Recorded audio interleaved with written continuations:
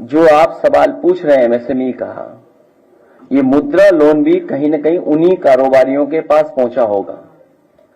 सवाल तो सबसे बड़ा यही है कि अगर 35 लाख करोड़ पूरे देश में और उत्तर प्रदेश में सबसे बड़ा हिस्सा आया होगा और उत्तर प्रदेश में एमएसएमई सबसे बड़ी संख्या में है, यही हमारी इकोनॉमी को सपोर्ट करती है इंडस्ट्री, और यही सबसे ज्यादा रोजगार और नौकरी देने का काम करती हैं। अगर उसी इंस्टीट्यूशन को ये खत्म कर रहे हैं और इनकी गलत नीतियों के कारण हो रही हैं, तो उसी को छिपाने के लिए कम्युनल रास्ता अपना रहे हैं। और जब से ये अयोध्या हारे हैं तब से ये और कम्युनल होते चले जा रहे हैं। हालांकि अगर वो सुने तो ज्यादा अच्छा लगेगा।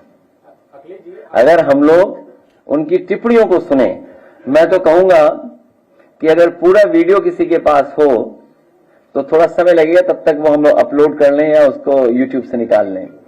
मैं कहूंगा कि वो जो जहां से अरविंद केजरीवाल जी का शुरू करती हैं वो, क्योंकि ये सुनना जरूरी है।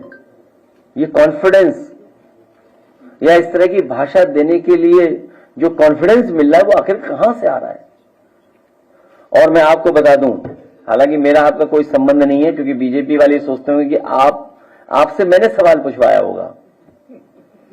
हालांकि वो विषय ऐसा नहीं है, लेकिन फिर भी मैं कह सकता हूं, अगर अपोजिशन वाले तारीफदार कहें सर, एक अखबार दैनिक जागरण, मैं अपने सभी समाजवादी साथियों से कहूंगा दैनिक जागरण को पढ़ना बंद कर दें, आप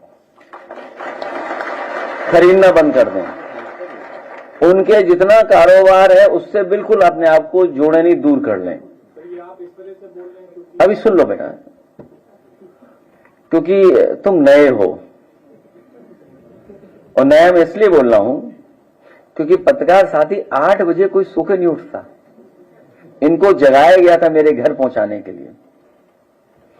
और एक और व्यक्ति है, अमरोहा का है कि मुरादाबाद का है, पत्रकार साथी जानते होंगे उसका नाम, मैं नाम स्लिप कर रहा हूं।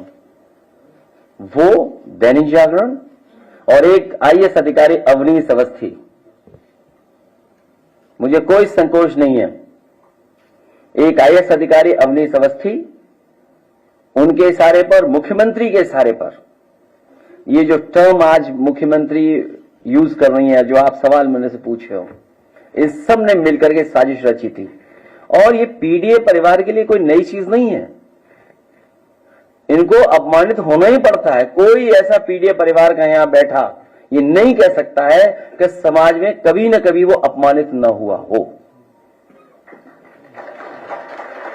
उन्हें अपमानित होना ही पड़ता है। ये हम लोगों की लंबी लड़ाई है, और एक कोई मनु गड़बड़ आए थे, उन्होंने ये व्यवस्था की जिसकी वजह से हमें आज भी अपमानित होना पड़ रहा है। कोई ये मनु महाराज गड़बड़ कर गए जिसकी वजह से आज भी हम लोगों को अपमानित होना पड़ रहा है। और अगर वीडियो आ गया हो तो जरूर दिखाइए, ये चाल चरित्र और चेहरा भारतीय जनता पार्टी का दिखाई देगा आपको स्क्रीन पर।